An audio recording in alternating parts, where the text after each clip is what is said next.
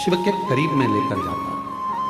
और जब आपकी जिंदगी में आप विश्वास पूर्ण कर लेते हो, भक्ति पूर्ण धारण कर लेते हो, तो शिव भी कृपा करता है। भगवान देवादिदेव महादेव भी कृपा करते हैं। बहुत तेज ठंड लगती है तो हम कम्बल ओढ़ लेते हैं, रजाई ओढ़ लेते हैं, शॉल ओढ़ लेते हैं, अपने कानों को भी हम लोग बंद कर लेते हैं, टोपा लगा लेते हैं, और बचा कुचा हो तो अपने मुंह को भी अपन बंद कर लेते हैं। बहुत तेज ठंड पड़ती है। जैसे बहुत तेज हवा चलने पर, ठंड पड़ने पर शरीर को बचाया जाता है, कहीं ये ठंडी हवा हमारे अंदर प्रवेश ना करे, बीमार कर देगी, पलंग पर पटक देगी, उसी तरह संसार की बहुत सारी बातें हैं, कहीं आसक्ति, कहीं काम, कहीं लोभ, कहीं तृष्णा, कहीं वासना, ये बहुत सारी चीजें हैं जो हमको बीमार कर देती हैं, हमारे अंदर से हमको झंझोड़ देती हैं।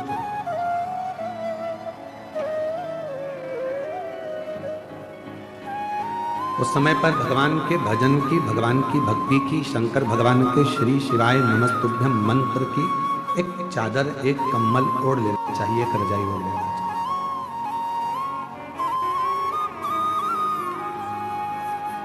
मेरी जीजियों,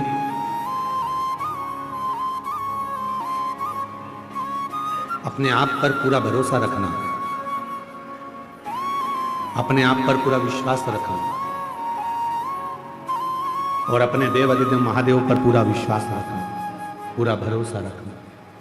वो आपको कभी जिंदगी में डूबने नहीं देगा, आपका हाथ पकड़कर आपको मंजिल तक पहुंचा देगा। व्यक्ति कौन डूबता है?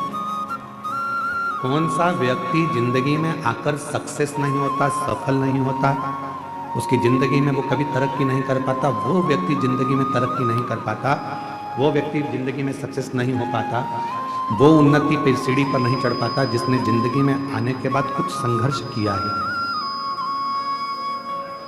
तुम्हारे पिता तुमको गाड़ी दिला देंगे, तुम्हारे पिता तुम्हारे लिए बंगला बना देंगे, तुम्हारे पिता तुम्हारे लिए जमीन खरीद देंगे, प्लाट दे देंगे, फैक्ट्री डाल देंगे, दुकान बना देंगे, सब कुछ कर देंगे।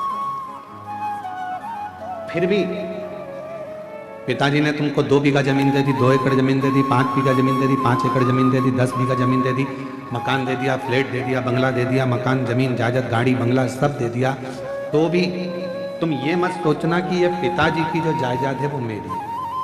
बाबा से प्रार्थना करना कि मुझे इतना बलवान बनाना जैसे मेरे पिताजी मुझे देकर जा रहे हैं और आज मुझे प्रदान कर रहे हैं, इतना शक्तिशाली बनाना कि मेरे पिताजी का जब बुढ़ापा आए तो उनको राजसी ठाठ दिखाऊं और उनकी जिंदगी भी अच्छे से, उनका जीवन अच्छे से रखें। पिता कैसे कमाता है, पिता कैसे लाता है, कैसे परिवार चलाता है, वो पिता ही जानता है। धर्म पत्नी भले कह देगी कि हम तुम्हें दिखते नहीं है, तुम हमारे लिए कुछ करते नहीं हो, पर उस पति से पूछो कि जो कमा किसके लिए रहा, वो तो अपना एक छोटा सा मोबाइल लेकर चल रहा है, अपने वही कपड़े जो उसने पहले सिलवा रखे थे वही कपड़ों को पहन रहा है, वही वस्त्र है, वही मोबाइल है, वही जूते हैं, वही चप्पल है, वही रुमाल है, वही कपड़े की अलमारी है। पत्नी कपड़े खरीद लेती है, बच्चे कपड़े खरीद लेते हैं, बेटियां कपड़े खरीद लेती हैं, बेटे कपड़े खरीद लेते हैं, उनका मन करता है तो मोबाइल भी बदल लेते हैं। पर कोई बाप से पूछे कि पिता आप ना कपड़े बदलते हो, आप ना घड़ी बदलते हो, आप ना जूते लाते हो, आप वही क्या करूँगा लेकर चल रहा है, तुम्हारी उम्र है तुम पहनो, तुम्हारी उम्र है तुम पहनो, तुम्हारी उम्र है तुम धारण करो, और वो अपनी पूरी जिंदगी केवल तुम्हारे लिए निकाल देता है, केवल पूरा जीवन।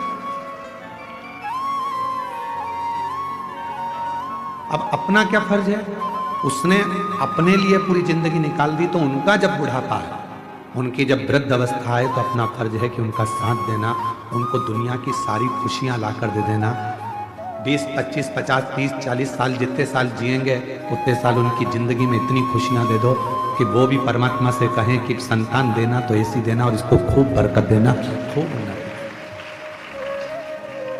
इनकी जिंदगी में खूब भंडार भर देना, इनको कोई दुख मत देना, इनको कोई तकलीफ मत देना, इनको कोई कष्ट मत देना।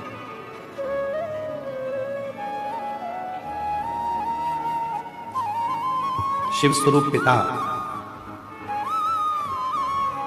शिव स्वरूप गुरु जब संसार सागर में हमको मिल जाते हैं तो वो हमारी जिंदगी को सार्थक बनाते हैं, हमारे जीवन को सार्थक।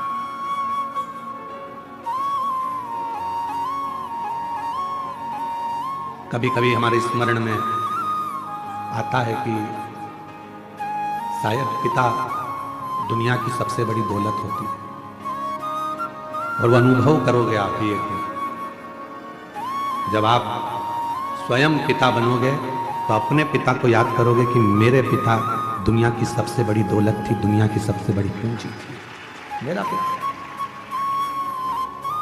खुद के लिए कभी नहीं जीता, वो परिवार के लिए, पत्नी मुझे ये लाना है, हाँ लिया, मुझसे मत पूछ, लिया, मुझे ये करना है, हाउ कर ले, तेरे को जब मर्जी पड़े वो कर। माँ पापा, बेटी कहती है मुझे ये करना, कर ले, बेटा कहता है मैं पापा ये करना, कर ले, हस्तक्षेप करता ही नहीं।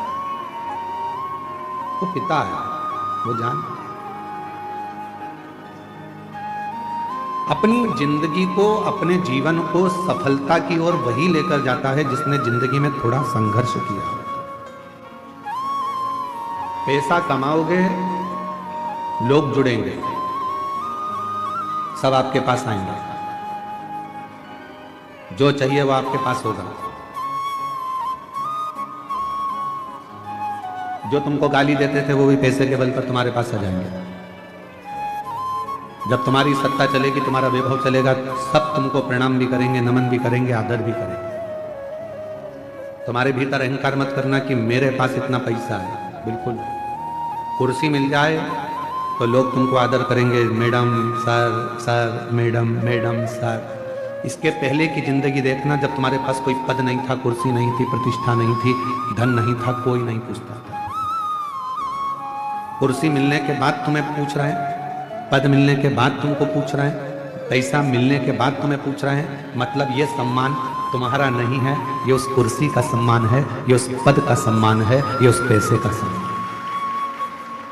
तुम्हारा सम्मान नहीं है। राम सिंह ही है, कमलेश ही है, बिमलेश ही है, रमा ही है, वो अपनी जगह पर ही रहेगी। पर वो कुर्सी पर बैठ जाए तो वो कुर्सी का लोग सम्मान करते हैं। तो ये अपने अंदर पैसा आ गया तो ये मत सोचना कि हमारे पास में हम सब कुछ कहेंगे और हो जाएगा, ना ना। ये धन का सम्मान, ये पद का सम्मान, ये प्रतिष्ठा का सम्मान, उतरे फिर वही रहोगे। इसलिए अपने स्वभाव को, अपने नेचर को कभी मत बदलना। आज है, कल नहीं होगा, तो भी इन्हीं के साथ रहना है, इनसे ही बात करना है, इनसे ही। थोड़ा धन बढ़ा और सबने पूछना चालू कर दिया आपको, अरे काका जी और चाचा जी और नाना जी और फूफा जी और मामा जी और ये और वो, सब ने पूछा। और जब नहीं था कोई पूछने नहीं आता। क्यों, कितने का कर्जा हो गया, लाओ हमें बताओ, हम कर्जा चुका देंगे तुम्हारा। थोड़ा हमारे पास जमीन है, उसमें से आधा टुकड़ा जमीन का बेच देंगे, तुम हमारे रिश्तेदार हो, हम तुम्हारा कर्जा चुका देंगे। है कोई संसार में ऐसा जो रिश्तेदार का कर्जा अपनी जमीन बेचकर चुका देता हो? नहीं। फिर धीरे धीरे तुमने तो नहीं दिया, उसने मेहनत करी, संघर्ष करा, परिश्रम करा, फिर खड़ा हुआ और फिर आगे बढ़ा। अब जितने रिश्तेदार थे वो कहते हैं ये तो हमारा ही अपना वाला है, अपना ही परिचित है, अपना ही है।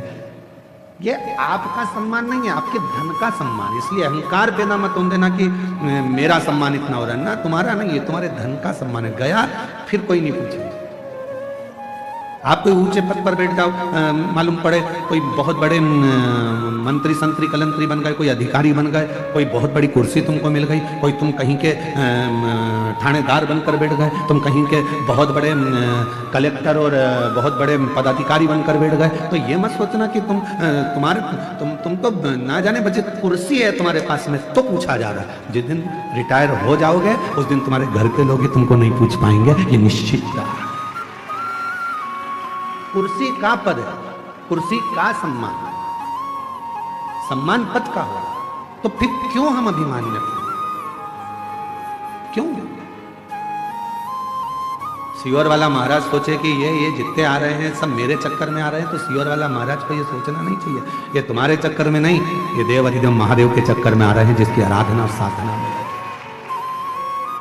कोई कथाकार सोचे कि मुझे इतने लोग सुनते हैं, कोई कथाकार सोचे कि मैं इनकी जिंदगी बदल देता हूं, तुम नहीं बदलते, वो तो महादेव कृपा करते हैं तो लोगों की जिंदगी बदलती है, तुम तो खुद की नहीं बदल पाते। कोई महाराज सोचे कि मैं इसकी जिंदगी बदल दूंगा, महाराज खुद अपनी जिंदगी नहीं बदल पाता, तो दूसरे की क्या खाक बदले? कभी ये विचार मत करना कि मैं कुछ कर रहा हूं, भोले आपकी कृपा से सब काम, शंभु आपकी कृपा से सब। कल जितेंद्र जी के, जयसवाल जी के बड़े बेटे प्रियांशु जी बोल रहे थे कि गुरुजी पापा को बहुत चिंता थी इस कथा की, समय कम था, 5 दिन में तैयारी करना था। जितेंद्र जी कितने दिन की तैयारी? 5-6 दिन की तैयारी थी, 5 दिन में तैयारी करना थी। और कैसे होगा? प्रियांशु बता रहे थे आपके सुपुत्र कल की पापा को रात को 1-1, 2-2 बजे तक नींद नहीं आती थी, पूरी नींद उड़ गई थी। कहां? जिस दिन तक आप नहीं आए गुरुजी, उस दिन तक पापा को चिंता रही, और जैसे ही आप आए उसके बाद पापा ने सब भोलेनाथ पर छोड़ दिया। तो हम कहें जितेंद्र जी आपको साधुता की, आपके भीतर ये जरूर है कि आपने शिव पर आश्रित हो गए, शिव पर आश्रित। आज पूरे क्षेत्र में, कांकेर क्षेत्र में जितने भी जायसवाल परिवार होंगे अपने आप को आज गौरवान्वित महसूस कर रहे होंगे कि हमारे कम से कम आज कुल में, परिवार में किसी ने शिव महापुराण की कथा करवाकर अपने जीवन को और हमारे कुल को सार्थक कर दिया, साधु कर दिया। तब तक टेंशन है जब तक हमने अपने ऊपर जवाबदारी ली। आपसे एक बात पूछें, जरा उत्तर दीजिएगा। फैक्ट्री में टेंशन नौकर को रहता है कि सेठ को रहता है? जम के बोलो, सेठ को। दुकान में टेंशन सेठ जी को रहेगा कि नौकर को रहेगा? सेठ जी। तुम्हारा बिजली का बिल जमा हुआ कि नहीं हुआ, नौकर को कोई मतलब नहीं है। तुम्हारे घर में क्या बन रहा है, नौकर को कोई मतलब नहीं है। तुम्हारी कमाई हो रही कि नहीं हो रही, नौकर को कोई मतलब नहीं है, सेवक को कोई मतलब नहीं है। तुम कितने पैसे कमा रहे, नौकर को कोई मतलब नहीं है। उसको तो केवल एक चीज से मतलब है कि 1 तारीख को मुझे जो तनख्वाह मिलती है 8,000, 10,000, 15,000, वो मुझे मिल रही है कि नहीं मिल रही। शिव महापुराण के अंतर्गत नर्मदा रेवा खंड में स्कंद पुराण के वर्णन आता है। रेवा खंड, स्कंद पुराण के रेवा खंड में वर्णन आता है कि जब कोई संसार का मनुष्य शंकर जी की कथा में, शिव के मंदिर में, माई रेवा के तट पर, भगवान शिवालय में या शिव महापुराण में किसी का मुख भी अगर झूठा करा देता है तो उसका भंडार स्वयं भोलेनाथ भर जाता है। इसीलिए आपने देखा होगा कई लोग बिस्कुट लेकर आते हैं, कोई अपने घर से पोहा बना कर लाता है, कोई भजिया बना कर ले आता है, कोई तिल्ली का लड्डू ले आता है, कोई खिचड़ी बना लाता है, कोई बिस्कुट, कोई टॉफी, कोई सामान लाता है और एक दूसरे को थोड़ा थोड़ा मुख झूठा करा देते हैं। कोई लोग पानी के पाउच बांटते हैं, कोई पानी की बोतल बांटता है, जो जिससे बन जाए। कोई घर में थर्मस में चाय बना कर ले आता है, 10-20 लोग जो पास में बैठे रहते हैं उनको चाय पिला देता है। अर्थात मुख झूठा कराने का वर्णन भी हमारे यहाँ स्कंद पुराण के रेवा खंड में वर्णन आता है कि जो माँ रेवा के तट पर भगवान शिव की शरणागति में, शिव के शिवालय में, शंकर की कथा में अगर आए हुए शिव भक्तों को यदि मुख भी झूठा करा देते हैं तो उसके घर की अन्नपूर्णा कभी शिव समाप्त नहीं होने देते, उसका भंडार भरता है। ये शिव है, ये शिव। और हमको ये वनवासी आदिवासी क्षेत्र की कथा थी तो हमको ऐसा लगा था कि ना जाने यहाँ भक्त आएंगे तो यहाँ पर मुख झूठा कराएंगे कि नहीं कराएंगे, पर हमने रोज देखा, प्रतिदिन दूर दूर से जो जो भक्त आते थे, साधारण गरीब बड़े भी अगर आते थे, अपने झोले में थोड़ी सी टॉफी लेकर आके लोगों को खिला जाते थे, बिस्कुट खिला जाते थे।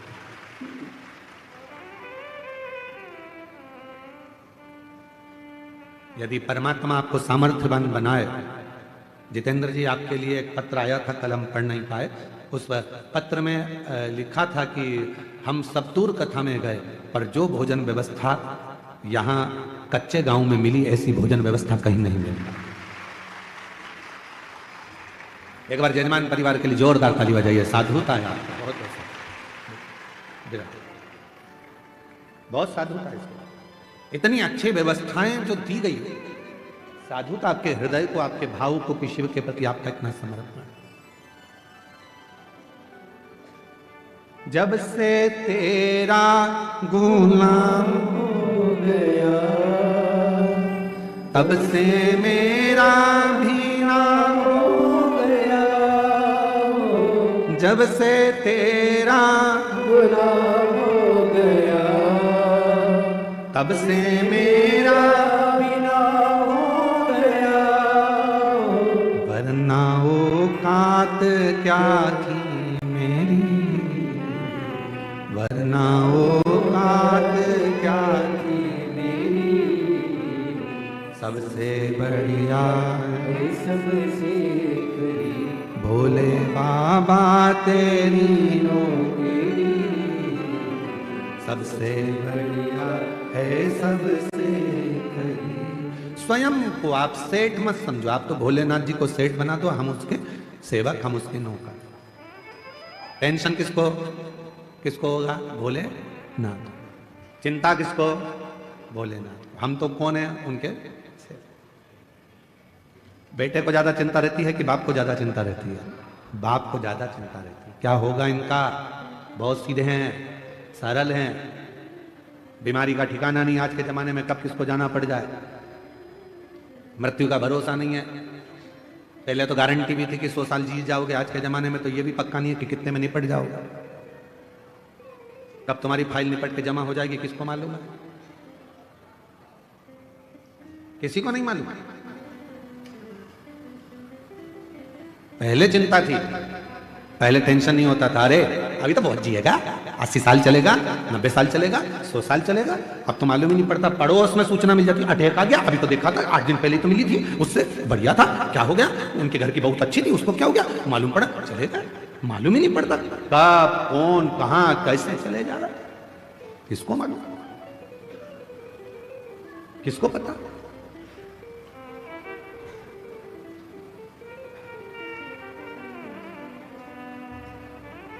सुबह उठा करो ना, रोज सुबह सुबह, सबसे पहले उठते से ही, सबसे पहले उठते से ही, जैसे तुम्हारे नेत्र खुले सो के उठो, वैसे ही भले पलंग पर पड़ी पड़ी आंख खुलते से ही भगवान को धन्यवाद देना, आज फिर जिंदा उठा दिया, आज फिर जिंदा उठा दिया। मालूम पड़े रात को सो रही थी और निपट गई तो किसको मालूम, किसको पता। आज फिर जिंदा उठा दिया, बहुत धन्यवाद भोलेनाथ, एक दिन और दिया, आज और खुशी से जीऊंगी, खूब मेहनत करूंगी, संघर्ष करूंगी, परिश्रम करूंगी और उन्नति की सीढ़ी पर चढ़ते रहूंगी। पर कल भी ऐसी कृपा करना, नहीं तो मालूम पड़े निपटा दे। टेंशन मत देना, रोज उठो, रोज धन्यवाद दो, तेरी बड़ी करुणा, तेरी। सुबह पहले रात को सो तो जम के बोलकर सो, पास में पति है, पत्नी है, बच्चे हैं, जो भी हैं परिवार में, सोने से पहले एक बार सबसे कहो श्री शिवाय नमस्तुभ्यम। उठो तो धन्यवाद दो, आज फिर उठ गई हूं तेरी कृपा से, तेरी करुणा से, बड़ी करुणा।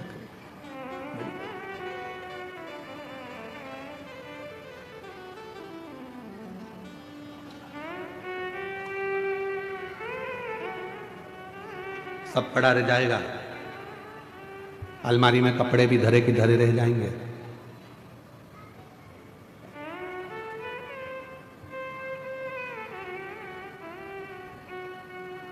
कई लोग तो हमसे भी कहते हैं, सियोर वाले महाराज तुम इतना सोना वोना पहन के कथा वाचते हो। जजमान दिए हैं, भोलेनाथ की कृपा है, शिव की करुणा है, जोड़ जोड़ के तिजोरी में धर जाएंगे, बाद में औलाद पहनेगी, अपन ऊपर से ताकेंगे, हमारी चेन तुम पहन रहे हो, हम तो पहन ही नहीं पाए। अलमारी में जितने कपड़े रखे हैं निकालो, पहनो, कल का बिल्कुल भरोसा नहीं है कि पहन पाओ कि नहीं पहन पाओ। अचार है बरनी में तो खा लो, धरा की धरा रह जाएगा, पापड़ अच्छे सेक सेक के खाओ, मक्का की रोटी, ज्वार की रोटी, बाजरा की रोटी, ठंड चल रही है, बेहतरीन गुड़ में मिला मिला के खाओ।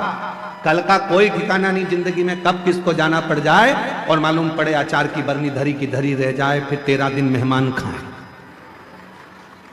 अपन ऊपर से देखें हमारा अचार, तुम खा गए हमारा अचार। फुल एंजॉय की जिंदगी जियो। जितना कमा रहे हो उस कमाई में से आप किसी को दो, मत दो। दान करना है तुम करो, नहीं मन करे तो मत करो। तुम तो 1 रुपया मत दो तो किसी को, तुम खुद के ऊपर तो खर्च करो।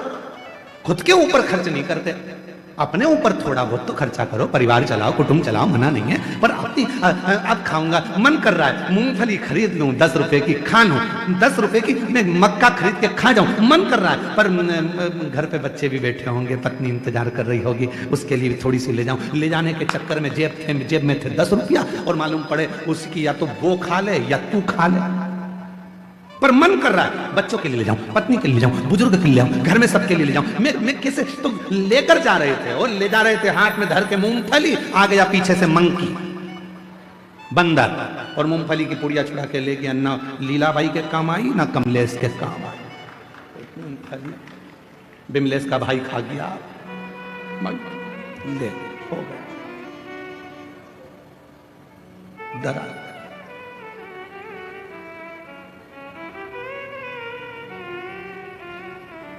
उस समय पर कोई नहीं आएगा, कोई भी नहीं, सारा घर परिवार सब धरा।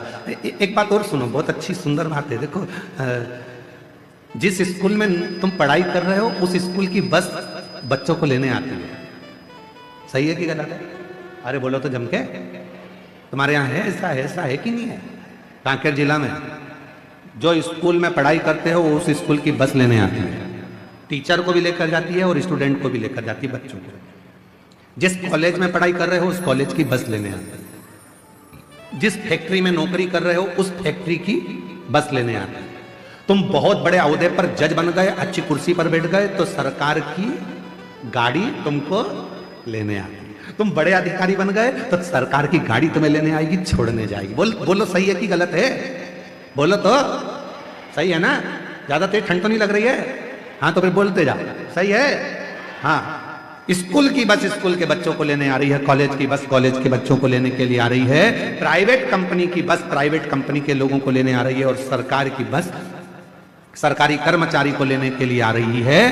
अब वो तुम वहां नौकरी कर रहे हो इसलिए वो तुम्हें लेने आ रही है, वो तुम वहां पढ़ाई कर रहे हो इसलिए तुम्हें लेने आ रही है। दूसरे स्कूल के बच्चे को थोड़ी ना बिठा के ले जाएगी, दूसरे कर्मचारी को थोड़ी ना बिठा के ले जाएगी। उसी तरह जिस कंपनी में काम कर रहे हो उस कंपनी की बस तुम्हें लेने के लिए आती है। अब आज से एक बात याद कर लेना, अपन सब शंकर जी की कंपनी में काम कर रहे हैं, इसलिए आखिरी में शंकर की कंपनी की बस लेने के लिए। कोई दूसरी बस अपने को लेने नहीं आएगी। नंदी पर भोलेनाथ होंगे और कहेंगे आओ बैठो साथ चलो, प्राण छूट चुके हैं, मैं तुम्हें नरक नहीं भुगताऊंगा। कंपनी की बस आई है, आराम से एसी कूलिंग कर कर लेकर जाऊंगा, आराम से चलना, मैं तुम्हें कैलाश लेकर जाऊंगा और वो कंपनी लेकर जाएगा। अंत समय प्रभु आना पड़ेगा, वचन दिया तो निभाना पड़ेगा। अंत समय प्रभु आना पड़ेगा, वचन दिया तो निभाना पड़ेगा। आए ना आए प्रभु कुटुंब कबीरा, अंत समय प्रभु आना पड़ेगा, वचन दिया तो निभाना पड़ेगा। अंत समय में तुझे आना है, वचन दिया था। शिव पुराण में बैठकर कहा था, सियोर वाले महाराज ने बोला था, हम नहीं मानते कि सियोर वाला महाराज कथा करता है, हम तो ये मानते हैं कि हमारा विश्वनाथ कथा करता है। तो हमने तो उनकी वाणी को शिव की वाणी मानी और वचन दिया था कि तुम घबराना नहीं, आखिरी में उसकी गाड़ी लेने के लिए आएगी। तो मुझे यमराज लेने नहीं आना चाहिए, मुझे यम के दूत नहीं आना चाहिए। अंत समय में आए तो तू आना। कॉलेज स्कूल में बच्चों को पैसा कमाने का तरीका सिखाया जाता है। आज के नए नए फैशन में लोग मोबाइल पर भी पैसा कमाने का तरीका सिखा रहे हैं, पर शिव पुराण पैसा कमाने का तरीका नहीं सिखाती, शिव महापुराण की कथा उम्र बढ़ाने का तरीका सिखाती है। क्योंकि पैसा तो कमा लोगे पर भोग कैसे करोगे? पैसा कमा के रख दिया और निपट गए तो फिर ऐसा भोग करने के लिए शरीर भी तो अच्छा रहना चाहिए, पूरा शरीर पुष्ट रहना चाहिए, पूरा शरीर अच्छा रहना चाहिए। इसलिए निवेदन है, सोफा सेट अच्छा है तो चने खाओ, मूंगफली खाओ, गन्ने को छील छील के खाओ। जब सोफा सेट ही नहीं रहेगा तो चने क्या कूट के खाओगे? अच्छा शरीर है, भगवान नाम लो, भजन करो। कई लोग कहते हैं गुरुजी अभी तो हमारी उम्र बची है, अभी तो हम कोई बुढ़े थोड़ी ना हो गए जो भगवान के मंदिर जाएंगे, अभी हम बुढ़े थोड़ी ना हो गए जो शिव पुराण की कथा में जाएंगे, जब बुढ़े हो जाएंगे तो कथा सुनेंगे। हमने कहा ठीक है, बुढ़े होने पर तुम इंतजार करो, उसमें कोई दिक्कत वाली बात नहीं। और फिर कहीं का होता है, हमारे हम जहाँ सीहोर में रहते थे नमक चौराहे पर, वहाँ पर हमारे पड़ोस में एक काकी जी रहती थी। हम उनसे हमेशा कहते काकी कथा में चलो। काकी कहती थी अभी बेटा बेटे की शादी हो जाए, बहू आ जाए, मेरे को करना क्या, उसके बाद तो कथा ही सुनूंगी।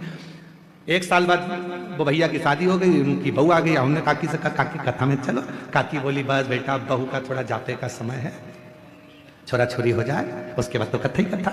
अब छोरा छोरी हो गए, एक साल बाद फिर कहा कि आप कथा। अब बेटा वो बच्चा छोटा सा है, बेचारी बहू रसोई घर संभाले कि बच्चा संभाले, बस थोड़ा सा बड़ा हो जाए। हमने 3 साल कुछ भी नहीं बोला। 3 साल बाद फिर कहा काकी कथा में चलो। काकी बोली बेटा वो छोरा छोटा सा पाँव ले लिए इधर उधर घूमता है, पकड़ के रखना पड़ता है, ठीक है। अब बच्चा बड़ा हो गया 2-4 साल बाद, फिर हमने कहा काकी कथा में चलो। काकी बोली चलने को तो चल चलो पर हमारा कमर से नहीं बैठा जाए, नहीं बैठा जाए घुटना से। फिर हमने कहा बरेंद्र तुम ऊपर सुन लेना, अब यहां सुनकर क्या करोगे, वहीं सुनना। एक दिन हमारी सासू जी से हंसकर बोली जेठानी, राम नाम को सुमिरन कर ले 2 दिन की है जिंदगानी। एक दिन हमारी सासू जी से हंसकर बोली जेठानी, राम नाम को सुमिरन कर ले 2 दिन की, बस 2 दिन का जीवन है, उसको तुम कैसे जियोगे ये तुम्हारे ऊपर निर्भर करता है। तुम कितनी खुशी से, आनंद से, भक्ति से, भजन से, स्मरण से जी लो, यही जीवन है, यही आनंद। शिव कथा क्या कहती है? शंकर भगवान बैकुंठ में रह रहे हैं क्या? बोलो जम के नहीं। शंकर भगवान के पास में डनलप के गद्दे हैं क्या? बोलते जाओ नहीं। शिव जी के पास सोने के जेवर हैं? नहीं। उनके पास जो जेवर है तुम्हारे घर में आ जाए तो तुम भग जाओ, सांप बिच्छू। ना शंकर भगवान के पास सोने के जेवर है, ना शंकर भगवान के पास में डनलप के गद्दे हैं, ना शंकर भगवान के पास में बंगला है, ना उनके पास में गाड़ी है। शिव जी से सीखो, खुले आसमान में रहते हैं, खुले आसमान, सांप के जेवर पहनते हैं, कानों में बिच्छू पहनते हैं, मृगछाला को नीचे पहनते हैं, फिर भी अपने परिवार के साथ हमेशा स्माइल देते मिलते हैं, खुशियों में मिलते हैं, खुशियों। इसलिए भगवान शंकर का पूरा परिवार, जब भी हमारे यहाँ कोई मंगल कार्य होता है तो उसमें हमारे भगवान शंकर के पूरे परिवार को बुलाया जाता है। आपके यहाँ ऐसा होता है कि नहीं होता हमको नहीं मालूम। शादी के पहले गणेश जी नोते जाते हैं, तुम्हारे यहाँ नोते हैं? पूछते हैं। शादी के समय पर माता पूजन होती है, मतलब शंकर जी का पूरा परिवार हमारे घर के शुभ कार्य में उनको बुलाया जाता। क्यों? क्योंकि वो जैसे भी हैं अपनी मस्ती में रहते हैं, मंगल आनंद में रहते हैं, मंगल। इसलिए शादी में सबसे पहले अगर कोई वो गाना गाते हैं, क्या बोलते हैं उसको, दूल्हे को क्या कहते हैं शादी में? बना, और दुल्हन को बनी। दूल्हे को बना, दुल्हन को बनी, और दोनों में ही नहीं बनी तो काय का बना और काय की बनी। तो वो जब दोनों के लिए वो गाते हैं ना भजन, रात्रि को शादी में 8 जब फ्री हो जाती हैं जीजियाँ, तब आराम से ढोलक ले लेके बैठ जाती हैं और खूब प्रेम प्रेम से गाती हैं उसको बहुत जोर जोर से। बना जी दिल्ली जाना जी, वहाँ से लहंगा लाना जी, बनी फिर पहन के आएगी, फिर यूँ इतराएगी, फिर गाना गाएगी, झुमका गिरा। तो ये सब गाने से पहले वो पहले भजन गाते हैं भगवान गणेश जी का। गौरी के नंदा गजानंद स्वामी, तुम्हें आज मंदिर में आना पड़ेगा। गौरी के नंदा गजानंद स्वामी तुम्हें आज मंदिर में तांबा का हंडा में तातो धरो पानी, तांबा का हंडा तातो धरो पानी। गौरी के नंदा गजानंद स्वामी तुम्हें आज मंदिर में नहाना पड़े। गौरी के नंदा गजानंद स्वामी तुम्हें आज मंदिर में नहाना। सोने की थाली में भोजन परोसा, सोने की थाली में भोजन परोसा। गौरी के नंदा गजानंद स्वामी तुम्हें आज मंदिर में खाना पड़ेगा। बाबा सब करने से पहले भगवान गणेश जी को निमंत्रण, सब कार्य से पहले माँ देवी को निमंत्रण, सब कार्य से पहले भगवान षडानंद को निमंत्रण, सब कार्य से पहले भगवान कुल देवता को निमंत्रण। ये क्या है? मतलब शंकर भगवान वीराने में रहते हैं, कैलाश पर रहते हैं, एकांत में रहते हैं। उसके बाद भी शंकर भगवान अपनी मस्ती में, अपने आनंद में, शिव भक्ति में, बड़े भगवान शंकर अपनी मस्ती में रहते हैं। इसलिए सबसे पहले मंगल कार्य में उनके परिवार को बुलाया जाता है। आप में से कितने लोग हैं जिनके यहां पर शादी होती है तो भगवान लक्ष्मी और नारायण की पूजन होती है? ना, एक की पूजन होती है सत्यनारायण भगवान की, कि दूल्हा दुल्हन सावधान, पत्नी से निवेदन है पति से झूठ मत बोलना, और पति से निवेदन है इसको सब सत्य बताना। पर सही मायने में तो अगर दोनों सत्य बता दे तो 2 दिन में तलाक हो जाए। सत्यनारायण की कथा हो रही है, तुम इसको छुपाना नहीं और तुम इसको बताना। सत्य बोल दे तभी बात करो। एक पत्नी तैयार होके बढ़िया साड़ी वाड़ी पहन के जोरदार तैयार होके पति के सामने आ गई और पति से पूछी मैं कैसी लग रही है? पति बोला नहीं बोलूंगा, बोलूंगा तो तू लड़ लेगी। अरे बोला तो सही मैं कैसी लग रही हूं? पति नहीं बोला, बेचारा चुप रहा, चुप नहीं बोला। पत्नी ने हाथ पकड़ लिया, मैं तुमसे पूछ रही मैं कैसी लग रही हूं? पति बोला ऐसी लग रही जैसे हरी घास में भैंस चल रही।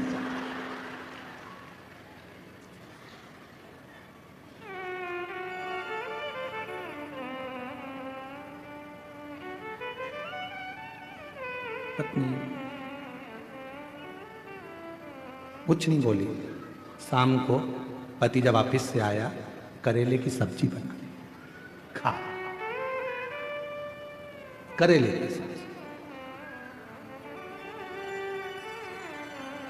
सत्य होती है। शादी ब्याह में लक्ष्मी नारायण भगवान का पूजन नहीं, सत्यनारायण भगवान का पूजन होता है। शादी ब्याह में भगवान गणेश जी का पूजन होता है। माँ अम्बा जगदम्बा जगतधात्री दुर्गा भवानी की माता पूजन होती है। भगवान शिव की आराधना कुल देवता के रूप में, पितृदेवता के रूप में होती है, शिव की आराधना। पर मंगल कार्य में भगवान शिव के पूरे परिवार को बुलाया जाता है। क्यों? क्योंकि वो जहां रहते हैं वो शांति और सुकून से रहते हैं, उनको बहुत ज्यादा से मतलब ही नहीं, वो अपनी मस्ती में जिंदगी, अपनी मस्ती। शिव कथा करेगा, पैसा कमाओगे, लोग जुड़ेंगे, परिवार के लोग आएंगे, तुम्हारे पास में खड़े हो जाएंगे। धन देखकर कोई भी आ सकता है, पर याद रखना पैसा से परमात्मा नहीं आता। परमात्मा को पाने के लिए तो उसका भजन करना पड़ता है, उस पर विश्वास करना पड़ता है, तो वो मिले। मेरी किस्मत का जब गुल खिला, तब जा कर के ये दर मिला। मेरी किस्मत का जब गुल खिला, तब जा कर के ये दर मिला। वरना औकात क्या थी मेरी, वरना औकात क्या थी मेरी। सबसे बढ़िया है सबसे बड़ी, ओ भोले बाबा तेरी मेरी।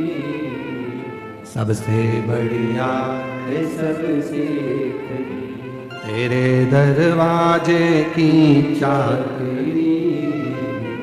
सबसे बढ़िया जब हम उसके दरवाजे की चाकरी करते हैं, सेवा करते हैं, नौकरी करते हैं, उसके दरवाजे पर जाकर रोज जल चढ़ाने जाते हैं, रोज 1 लोटा जल चढ़ाने जाते हैं। लोग पूछें आपसे कि 1 लोटा जल चढ़ाने से क्या मिलेगा, कहना तनख्वाह मिलेगी। कौन सी तनख्वाह? तो कहना वो अंत समय में काम आएगी, आखिरी में वही तनख्वाह काम आएगी जो हमने 1 लोटा जल चढ़ाया है, उसी ने हमारी समस्या का निवारण करा है, उसी ने हमारी समस्या को दूर किया है। एक पत्र अच्छा है, देखिए। मेरा नाम अंजू नेताम, मेरे पति का नाम मुकुंद सिंह नेताम, ग्राम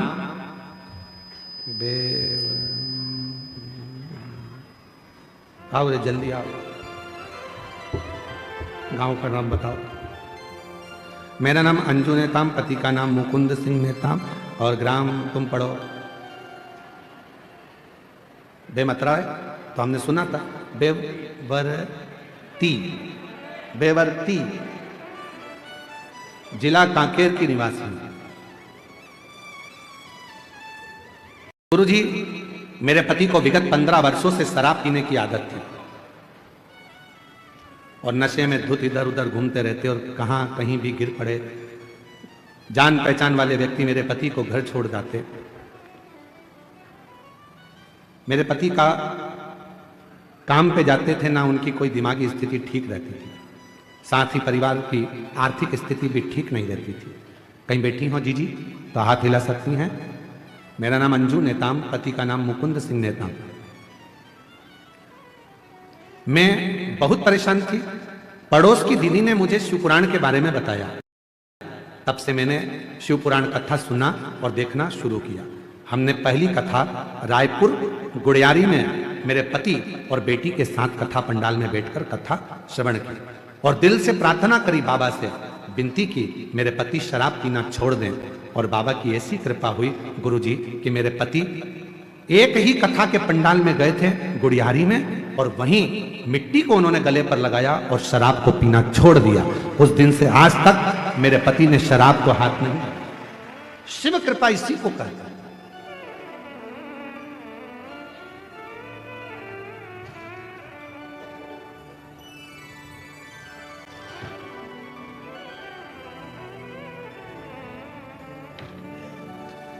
इसी को शिव की कृपा कहते हैं, इसी को भगवान शंकर की कथा कहते हैं,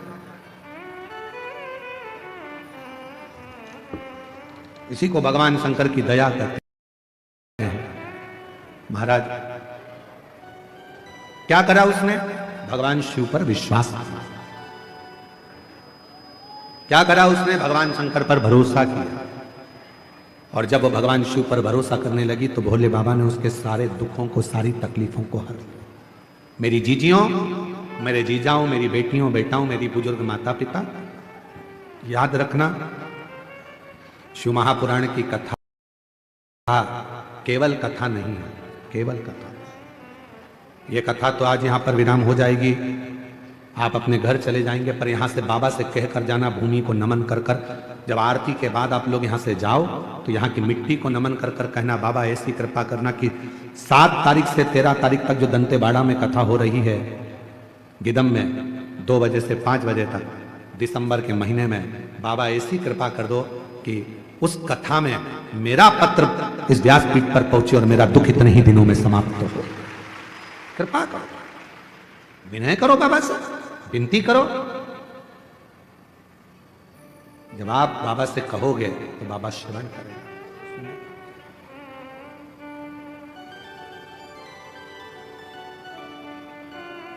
और भोले बाबा ने, मेरे शंभू ने, ओघड़दानी ने, सीहोर वाले ने, काशी वाले ने, सोमनाथ वाले ने, केदार वाले ने, भोले बाबा ने, डमरू वाले ने ऐसा बजाया डमरू, बजाया डमरू, सारा कैलाश पर्वत मगन हो गया।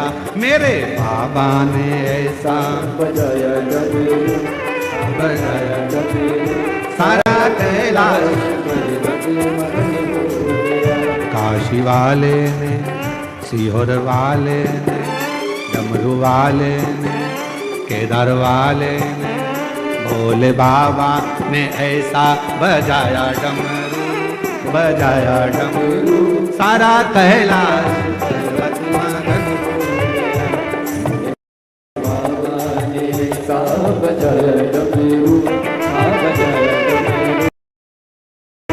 सारा कैलाश पर्वत मगन हो गया।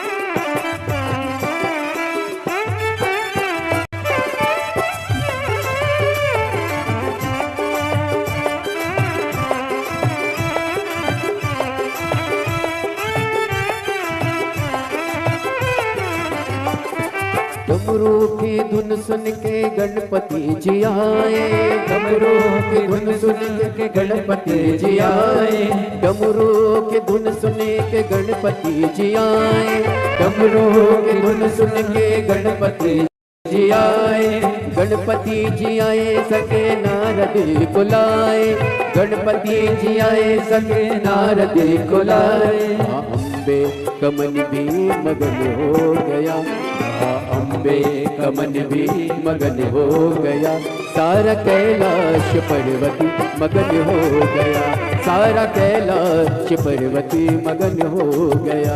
भोले बाबा ने ऐसा बजाया डमरू, बजाया डमरू, सारा पर्वती मगन हो गया।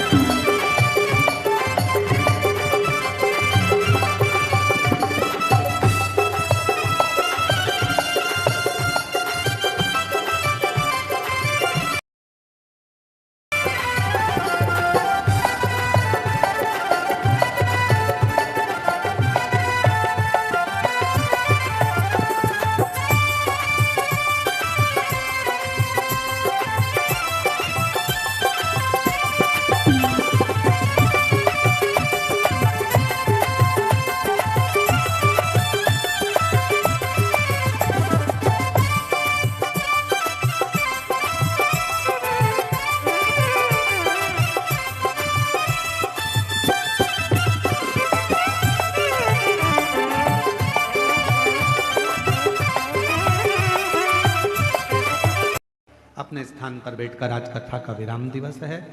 दिल से बाबा को अपने मन की बात कहो, प्रार्थना करो, विनय करो, विनती करो और बाबा को अपने मन का भाव कहिए। जहाँ जगह मिले वहाँ बैठकर बाबा को अपने मन से, भाव से, हृदय से प्रार्थना करिए, विनय करिए। जहाँ जगह मिले वहाँ बैठ जाएं और बाबा को अपने मन का भाव कहिएगा। आज विराम दिवस की कथा है। जाते जाते मेरा भोले बाबा आप सबकी झोलियों में खुशियां दे, संपदा दे, संतान दे, वैभव दे, रोग मुक्त करे, पूरा राष्ट्र हमारा भारत देश स्वस्थ रहे, उन्नतिशील हो। यही बाबा से प्रार्थना।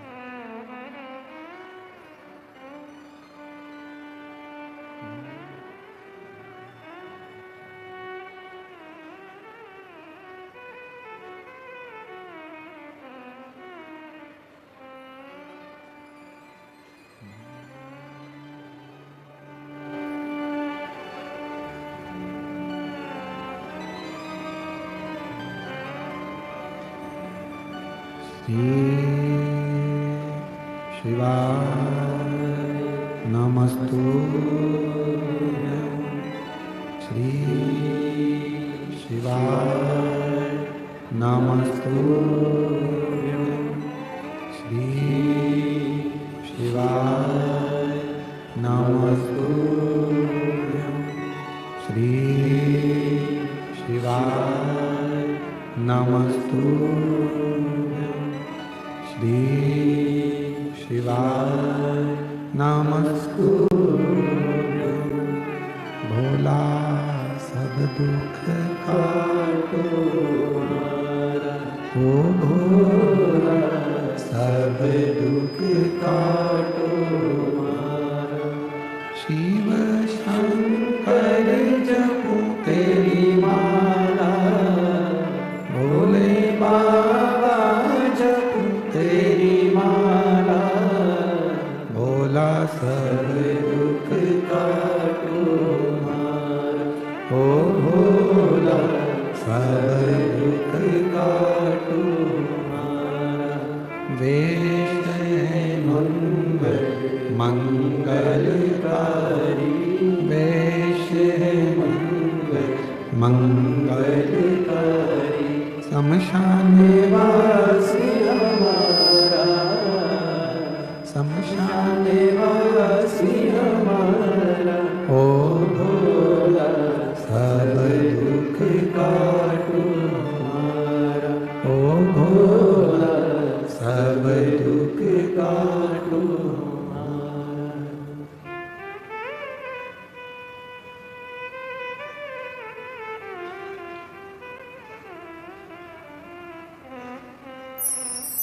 बाबा देवादिदेव महादेव भगवान शिव, ओगड़दानी त्रिकालदर्शी, कैलाशी विनाशी भगवान शंकर की पवित्र कथा कर रहे हैं।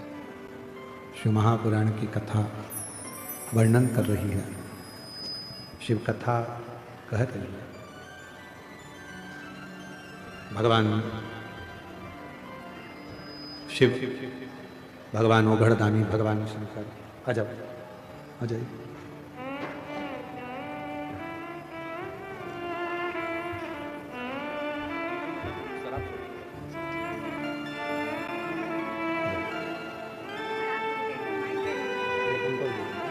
एक बार जोरदार ताली बजाओ। एक कथा सुनने के लिए पति पत्नी बेटी सब गए और गुड़ियारी की कथा में शराब का त्याग कर दिया। उस दिन से आज तक शराब को हाथ नहीं लगाया। एक बार जोरदार ताली बजाओ। शिव कथा कर रही है, भगवान शंकर का चरित्र कर रहा है, शिव महापुराण की कथा कर रही है।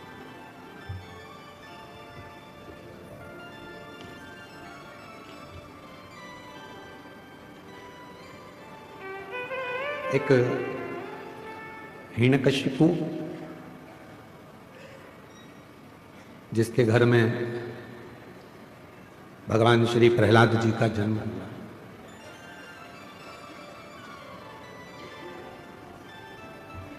जिन्होंने भगवान की अविरल भक्ति को धारण किया, भगवान की अविरल भक्ति को धारण किया शिव कृपा से। देखो, शिव महापुराण की कथा कहती है कि जन्म ले लेना संसार सागर में या मनुष्य की देह धारण कर लेना एक अलग विषय, पर मनुष्य की देह धारण करने के बाद भगवत नाम ले लेना या भगवान का भजन कर लेना ये एक अलग विषय।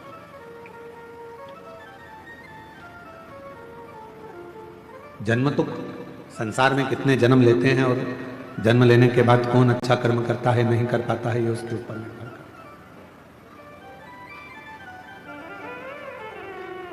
है। तुम्हारे मरने के बाद लोग तुम्हारा पुतला बनाए ना बनाए, मरने के बाद लोग तुम्हारे को चौराहे पर पुतला बनाकर पूजें ना पूजें, पर इतना जरूर याद रखना कि अपने जीते जी लोगों के दिल में परमात्मा के प्रति, सत्य भाव के प्रति और सनातन के प्रति इतनी विश्वास उत्पन्न कर देना कि उनके दिल में तुम्हारा पुतला निर्मित हो जाए, उनके हृदय में।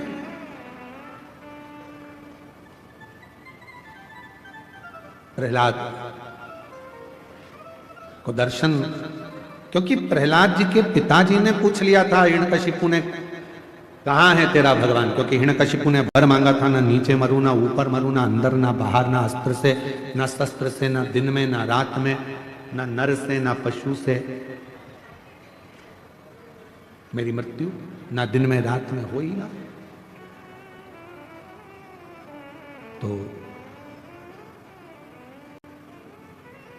पूछा प्रहलाद जी से, क्या इस खंबे में भी तेरा भगवान है, खंबे में क्या परमात्मा है तेरा शंभु, क्या खंबे में तेरा भगवान है? हाँ है, वो तो सर्वस्व है, ऐसा कोई स्थान नहीं जहां पर परमात्मा नहीं। पशु में, पक्षी में, जानवर में, जलचर में, थलचर में, वायु में, आकाश में, वृक्ष में, लता में, पत्तों में, डाली में, आप में, हम में, संसार के प्रत्येक जीव में परमात्मा का निवास है, हर जगह। बस उसकी पहचान होना चाहिए। आप उस परमात्मा को कैसे पहचान सकते हो, ये आपके ऊपर निर्भर है। एक पत्र है, अच्छा है, देखिए।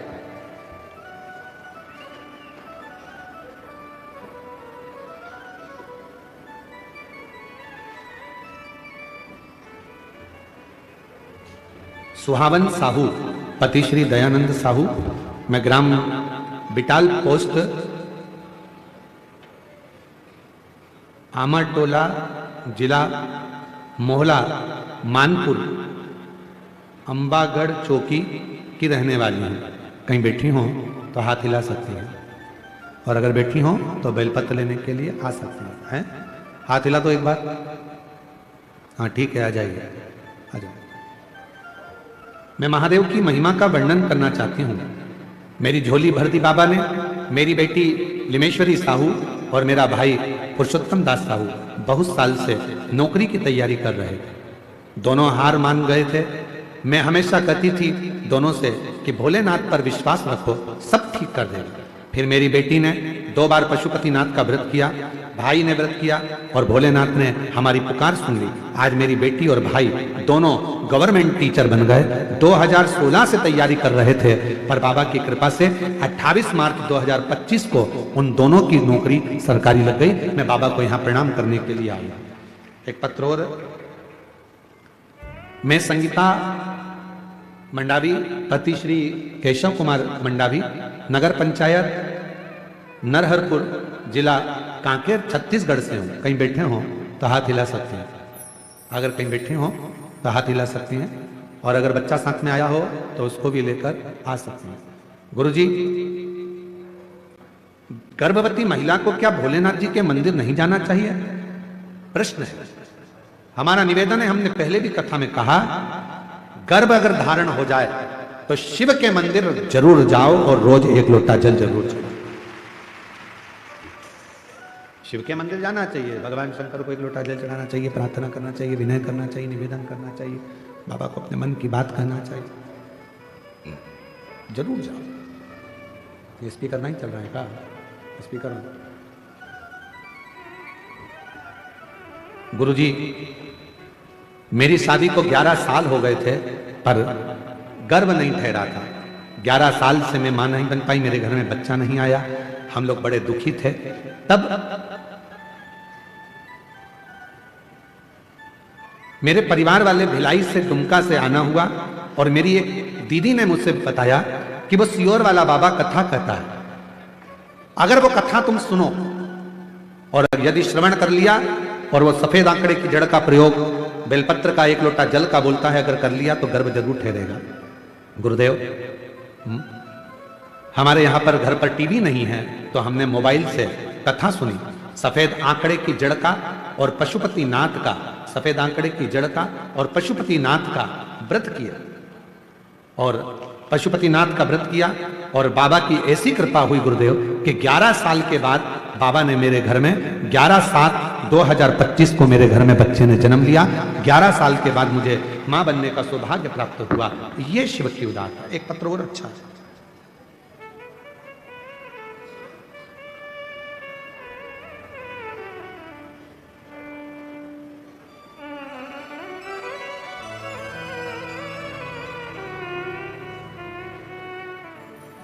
गुरुदेव, सुखवंतीन नेताम पति श्री सुरेंद्र जी नेताम। हम कोरर कोकानपुर के रहने वाले हैं। शादी को 9 वर्ष हो गए थे। सारे डॉक्टरों को दिखाया और बहुत सारे पुजारियों के पास भी दिखाने के लिए गए, पर कोई रिजल्ट नहीं मिला। एक दिन मेरे को शिव महापुराण के बारे में गांव के विशाखा निषाद और रुक्मणी यादव जी ने बताया। रोज सुनो, और हम रोज शिवलिंग में 3 लोटा जल और 5 बेलपत्र वाला उपाय करने लगे। कुंदकेश्वर बाबा के नाम से प्रार्थना करना और बाबा से कहना कि मेरी कोख भर देना, ऐसी प्रार्थना करते। बाबा को रोज विनय करते। गुरुदेव, बाबा की कृपा ऐसी हुई कि बाबा की कृपा से मेरा गर्भ ठहर गया और मुझे 9 वर्ष के बाद संतान की प्राप्ति हुई। आज मेरी बच्ची 2 वर्ष की हो गई है। मैं बाबा को यहाँ प्रणाम करने के लिए आई हूँ। कहीं बैठी हो? सुखवंती नेताम, पति श्री सुरेंद्र नेताम, पुत्री शिवानी नेताम। 9 साल के बाद बाबा ने मुझे संतान दी। अगर कहीं बैठे हो तो हाथ हिला सकते हैं, और अगर बैठे हो तो आ सकते हैं।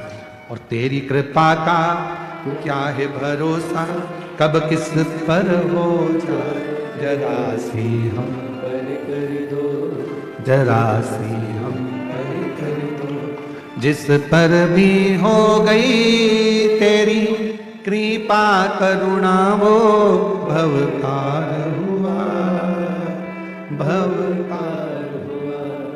पापी हो चाहे जितना, उसका भी बाबा उद्धार हुआ, उद्धार हुआ।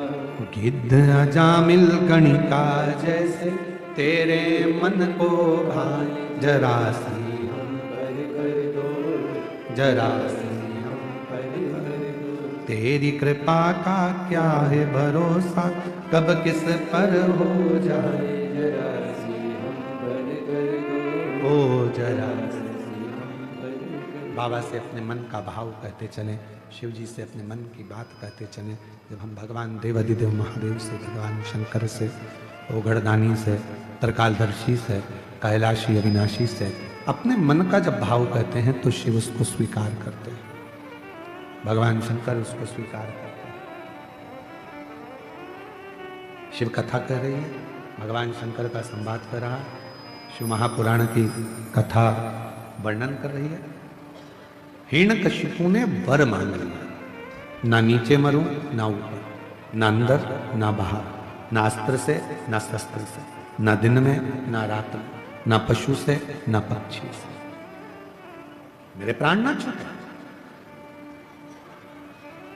प्रहलाद से कहा, क्या इस खंबे में तेरा भगवान है? हाँ, लग जा गले खंबे से। धधकता हुआ अग्नि का खंबा था। सब चिल्लाकर कह रहे हैं, प्रहलाद 4 दिन से आगी ने यह खंबा तप रहा है, इसको छूना मती, जल जाओ। प्रहलाद ने देखा कि मेरे पिता ने कहा है क्या इसमें भगवान है, और मैंने तो मेरे गुरु के मुख से सुना था कि सब में परमात्मा, सब में भगवान, तो इसमें भी परमात्मा। और प्रहलाद ने जैसे ही खंबे को अपने गले से लगाया, वो अग्नि का धधकता हुआ खंबा टूट कर नीचे गिर गया और नरसिंह भगवान उसमें से प्रकट हो गए। नरसिंह, खंबा टूटकर नीचे गिरा और नरसिंह भगवान उसमें से प्रकट हुए। दौड़े नरसिंह भगवान ने हिरण्यकशिपु को पकड़ा, सिंहासन पर ले गए, भगवान नरसिंह बैठकर हिरण्यकशिपु को जंघा पर सुला लिया, क्योंकि इसने वर मांगा था ना नीचे मरू ना ऊपर, जंघा पर मारा, ना अंदर ना बाहर तो देहली पर मारा, ना अस्त्र से ना शस्त्र से तो नख से फाड़ा, ना दिन में ना रात में तो शाम के समय पर, न नर से ना पशु से, नरसिंह बनकर आए, ना ही 12 महीने में मरे, इसलिए एक अधिक कर कर अधिक मास में आए हैं और हिरण्यकशिपु को फाड़ दिया, हाथों को निकाल कर अपने गले में माला की तरह धारण कर लिया। माला की तरह धारण, जो जैसी